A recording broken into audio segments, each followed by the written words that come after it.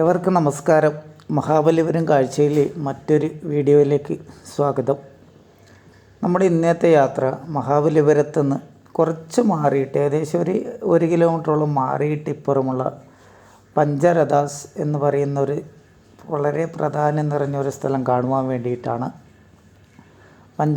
പാണ്ഡവന്മാരുടെ 5 രഥവുമായിട്ട് സങ്കല്പിക്കുന്ന ഒരു സ്ഥലം കൂടിയാണ് ഈ ഒരു സ്ഥലം. ഇവിടെയും ധാരാളം വർക്കുകൾ നമുക്ക് കാണുവാനുണ്ട്.